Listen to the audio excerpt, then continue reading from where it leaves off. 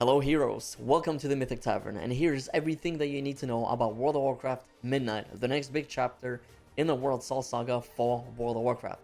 If you find this types of content enjoyable and informative, make sure to hit like and subscribe. Without further ado, let's begin. First, let's take a quick peek at the zones. World of Warcraft Midnight is finally bringing in Quel'thalas, and Blizzard is updating it to modern tech. As you guys can see here in the trailer and screenshots, it looks absolutely phenomenal. If you are a big Blood Elf lore nut, then this will be right up your alley. And yes, Silvermoon City is indeed the new player hub for both Horde and Alliance. Now, I know you are probably asking, how is Alliance allowed there? Well, that's a question for Blizzard and not for me. I was curious too and a bit confused, I'm not gonna lie. However, Blizzard did confirm that certain parts of the Silvermoon City hub will be exclusive to the Horde, where Alliance won't be able to enter. Which parts of the city that will be, I have no clue, but maybe you might have some ideas. If so, let me know your thoughts on this in the comments. Next up is Zul'Aman, the home of the Amani trolls. For those who are new to WoW or haven't played in a while, Zul'Aman was originally actually a 10-man raid with 6 bosses back in the Burning Crusade expansion that came out in 2007. God, I feel fucking old. Now, Zul'Aman will be fully expanded and become a full-blown out zone. In my personal opinion, based on the screenshots and videos that Blizzard have provided, I think this is going to be my favorite zone. I love lush green environments and forest-like areas, and I also prefer the trolls much more than elves, but that's just me personally. Then we have Harandar, which is a completely new zone and a piece of brand new lore to the universe of Warcraft as far as I can tell. This is the homeland of the Harandar, the brand new allied race that is going to be playable in Midnight. This zone kind of reminds me a bit of Zangarmarsh because it's full of mushrooms, with the only real difference being that it has more of a jungle-like aesthetic rather than something otherworldly or alien like how Zangarmarsh was. This is the zone where you will quest with Harandar and eventually unlock them as allies, just like how we unlocked the Earthen in Isle of Dorn in the War Within. I will be very honest, I am kind of let down and disappointed with the Harandar. I thought they would be a new playable race in one of the patches for War Within, but we got baited, and instead they've put them into Midnight as an expansion selling feature. I honestly don't really like that, and I was hoping for something more exciting. I was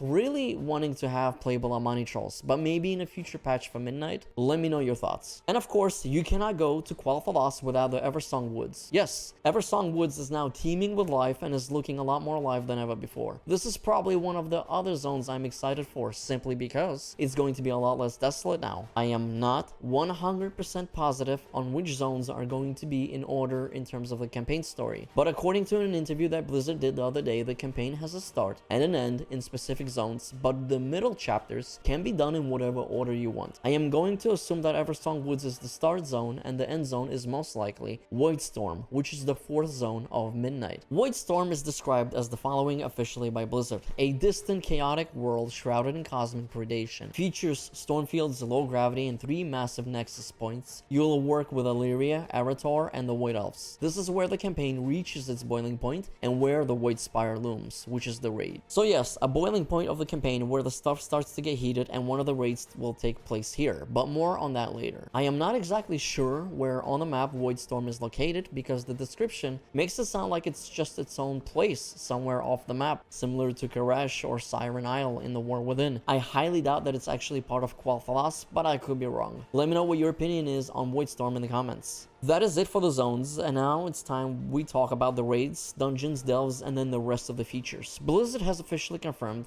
that we will be getting a total of 3 raids at launch with 9 bosses total, and like always, there will be 8 dungeons. This is really exciting to me because it looks like Blizzard is now going back to their old classical formula for raid content. If you remember, the Burning Crusade expansion had a total of 4 raids at launch, including Gruul's Lair that contained 2 bosses, Magtheridon's Lair with 1 boss, Serpent Shrine Caverns that had 6 bosses, and last but not least, Karazhan that was the only 10-man exclusive raid with 12 bosses. Midnight will have the following raids: the Void Spire, a 6-boss raid in Voidstorm, which is Xalatath's stronghold. Bosses include Dominious Lord, Aversian, and Celadar. Yes, that Celadar is coming back for a 2nd round, so I hope that both Liquid and Echo are looking forward to this epic rematch. Then there is the Dream Rift, which is a single boss raid where heroes will join a Harandar NPC by the name of Shulka and hunt down an undreamt god. Last but not least, there is the March on Quel'thalas, which is a 2-boss raid encounter, and will conclude the story at the Sunwell Plateau. And all of these 3 raids will launch with story mode from the get-go. And no, they're not divided into 3 different seasons. This is all part of Season 1, the first tier of World of Warcraft Midnight. In my opinion, I believe this is a better format than just having a single raid with 8 bosses for a single tier. This adds more variety to the raiding content itself, and on top of that, it will also make the race to World First even more exciting. Which raid will the top world guilds hit up first? How will that play into their strategies? Yes, I am a race to World First enjoyer, so this to me is exciting. Let me know how you feel about Blizzard returning to the old school raiding format in the comments. Now, let's move on and talk about the dungeons. As previously said, the expansion will launch with a total of 8 dungeons, including the following: Windrunner Spire, Magister's Terrace, Murder Row, Den of Nalorak, Myzara Caverns, Blinding Veil, Voidscar Arena, and Nexus Point Zenith.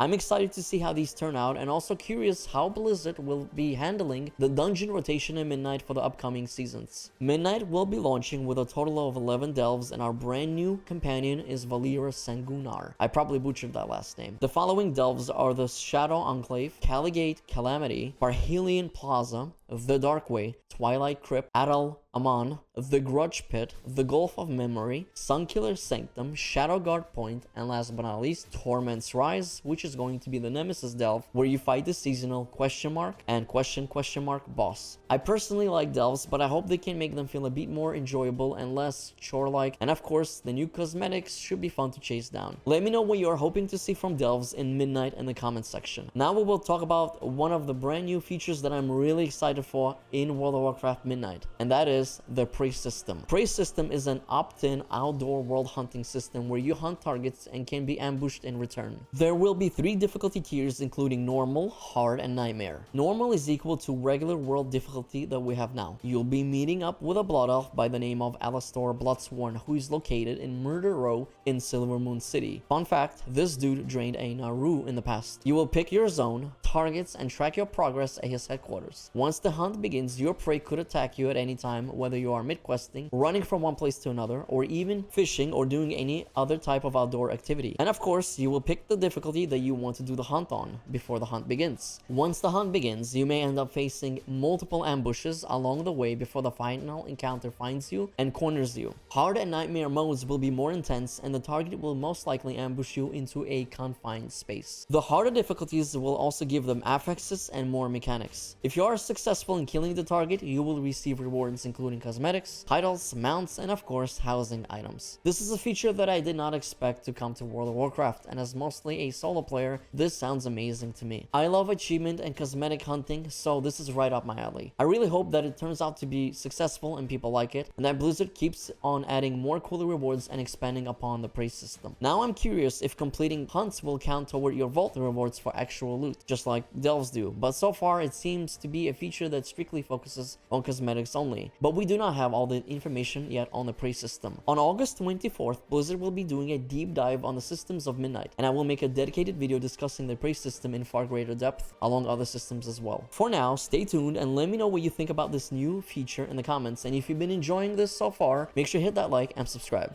Okay, now's the time we talk about the brand new 3rd Demon Hunter spec, the Devourer. Looks like the quest in Karesh was indeed hinting at Demon Hunters messing around with the Void and gaining new powers, and now players will finally get to experience what it's like being a Devourer. Now, I will be very honest with you, I have never played a max level Demon Hunter, so I have absolutely zero experience when it comes to this class. But what I will say is that I am happy that those who do play Demon Hunters get a whole new set of toys to play with. This will also make dungeons, raids, and PvP a lot more interesting, now that a whole new spec is being added, or rather, more imbalanced for PvP, if anything, but definitely more interesting interesting for PvE. So how does this spec work exactly? Blizzard has clarified that the fantasy of this spec focuses on being a mid-range DPS spec that has a combination of both mid-range abilities and quick melee hits. You will engage your enemies from a distance and utilize soul harvesting techniques to fill up your void abilities as well. The signature abilities are the following. Void Metamorphosis. Your transformation will be sustained by soul harvesting. The whole goal of the Devourer spec is to maximize DPS by staying in the metamorphosis for as long as possible. Then there is the Collapsing Star ability that is used as a powerful finisher. Then there is the Void Ray. This is most likely something similar to the I-Beam, except that it uses void energy instead of Fel. Then there is Reap, which is a scythe attack that consumes soul fragments. And last but not least, there is the Void Blade and Hunger Slash, which is a melee combo with a retreat. This sounds awesome. It makes me think of a Hunter's Disengage without the melee. Last but not least, Void Elves can now become Demon Hunters, which is a brand new playable class/race combo. In a nutshell, I think the Devourer spec is a great addition, and I'm happy for our fellow Demon Hunters. Fun fact, do you guys and gals realize it's been almost 10 years since Legion released and Demon Hunters only had 2 specs this entire time? Meanwhile, Evokers came out with Dragonflight in November of 2022, and they got a whole new 3rd spec in less than a year. Yeah, crazy. We are old as fuck now, and so are the Demon Hunters. Now, I know a lot of people probably would have preferred a whole brand new class, but I do not believe that your average WoW player really realizes how difficult and challenging it is when it comes to introducing a whole new entire class to a game that already has a ton of classes and specs to begin with. It's a ton of prototyping and development work, and it's something that needs to be cooked in the oven for a while. I think it's possible for the last Titan to grant us a new class, if you ask me, before this saga ends, but if not, I'm sure we will get something new in the next saga. On the bright side, every single class will now be on equal footing with having 3 whole specs, with the exception of druids, because they are spoiled fucking brats. Now, I do not hate you druids, I have one myself, but let's be honest, druids are the most spoiled class when it comes to WoW. They get so much cool shit that it's absolutely insane. So before I get into Midnight's biggest selling feature, which is player housing, let's quickly cover PvP additions, player experience, and UI with quality of life changes. Blizzard has finally remembered that they used to have 40 versus 40 epic battlegrounds such as Ashran, Alterac Valley, and Isle of Conquest. Good job, Blizzard. Well, in Midnight, we are getting Slayer's Rise, which is a brand new 40 versus 40 epic battleground and is going to be in the Voidstorm zone with a push-pull dynamic. It will also serve as an open world PvP hotspot. Then there is also Training Grounds, which is a brand new comp stomp brawl that will become a permanent mode, and it will add Battle for Gilneas and Silver Shard Mines to the rotation against AI. That's it for PvP. If you want my opinion on these 2 new additions, I'll be brutally honest with you and just tell you I don't really care for them. Simply because I think PvP in WoW is just not the same as it used to be, and Mists of Pandaria, in my opinion, was the peak of PvP. Now there are just too many classes, too many specs, and the balancing is all over the fucking place. And yes, I am not really that good of a PvPer either, so I'm sure that's part of it. Let me know how you feel about these new PvP additions in the comments. For the last 2 expansions, Blizzard has been focusing on improving the player experience, and that is not any different this time around with Midnight. A story mode for Razagath, Sarkarath, and Ferak will be added at launch. Skywriting will also be simplified and will have 6 shared charges for Surge Forward and Skyward Ascent, and they will not have a Vigor bar. It sounds like these 2 particular abilities will be relying on charges rather than the Vigor. There will also be an optional Arathi Highlands tour for returning players. I'm not 100% sure what this means, but this was said in an interview. The lore walking system will continue and be guided by Lore Walker Cho. There will also be the War Within Catch-Up, which is a shortened few-hour questing experience that will be connecting the story to Midnight for those who haven't played the War Within. Okay, now let's talk about the UI and quality of life changes, and then I will talk about player housing. First of all, Transmog is now going to be slot-based and will have gold-free outfit swapping. This is absolutely huge. So the way this feature is called is how Blizzard likes to call it situations. This will allow players to auto-swap outfits based on context. So for example, if you are at home in your house, your character will automatically change on Transmog versus being out in the world. And it's the same for multiple situations. For example, if you out to go to do PvP or dungeons and raids. So basically, instead of paying gold every time to swap out your outfits because you want to roleplay and you want to feel like a dungeoneer when you're going out to dungeons, you don't have to spend money anymore. Instead, you make an outfit, you assign that outfit to a dungeon outfit, for example, and then you assign another outfit to, let's say, player housing because you want to go back home or you gonna go hearth and, you know, log off for the day. Your character will have those saved outfits, and once you do the transmog once, you never have to spend money again changing those outfits because they will be automatically changed and swapped without charging you money. And I think that is fantastic and is an awesome time and gold savior. This is amazing and makes the fantasy more immersive. Cooldown manager will now have customizable aura tracking, debuff states, and sound alerts. Goodbye weak auras finally? I really sure hope so. Let me know how you feel about the additions to the cooldown manager. The combat assistant will have continued improvements to assisted highlights and single button play. I personally don't care about the combat assistant since I do not use it, but it's nice for those players that do. Edit mode is now expanded to include a ton of new UI elements. Accessibility additions include adjustable text sizes, improved tooltips, and simplified professions. All in all, I believe these are all good changes. Oh, and did I mention the game will also have its own damage meter now, and you can say goodbye to details? Yeah, that's happening too.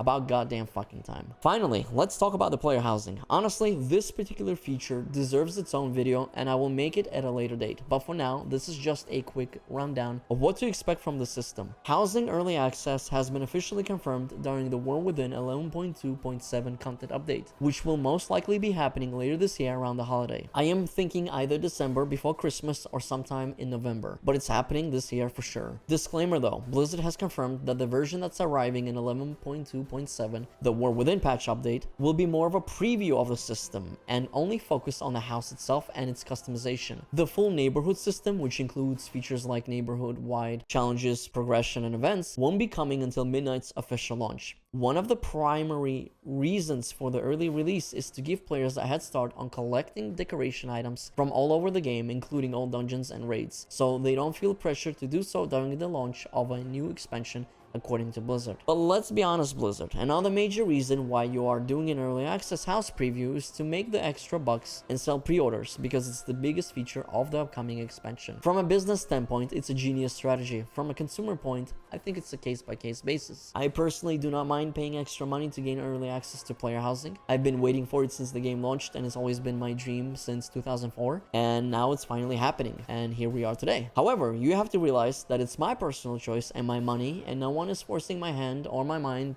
on what to do with my finances. And people need to respect that and understand it. But I can understand how some other people may find it annoying and do not wish to spend extra money on such trivial things. To each his own is all I can say. Also, fun fact, if you do not pre-order World of Warcraft Midnight, you will still be able to collect housing decor items when patch 11.2.7 goes live, which is a fantastic gesture. If they really did lock that out for pre-orders, then that would be super scummy, but that is not the case. Pre-ordering just allows you to have a house and mess with it earlier, and that's it. There's literally zero advantage. You are not losing any player housing progression or collecting if you do not pre-order, so do not panic. So what are neighborhoods and how do they work? There are both public and private neighborhoods, and they can hold up to 50 players that will live side by side. These neighborhoods are also all instanced. A public neighborhood can be created by the game as a default for players who don't join a private community. Meanwhile, private neighborhoods can be created by players to share space with guilds, friends, or communities. Neighborhoods will have their own progression and rewards, and they can be customized by the players who live there. As far as progression goes, housing has its own crazy set of systems that players can delve into, but that is not for this video, because otherwise we would be here forever, and I do not want to keep you here and waste your time. The whole goal of this video is to give you a general overview of what to expect from World of Warcraft Midnight. I will be making more videos talking about each of the features much more in depth once Blizzard holds their developer panels over the next few days, so make sure to hit the subscribe button and not miss a video. And that is World of Warcraft Midnight in a nutshell. Personally, I think it's looking like a good expansion with a few disappointments, like,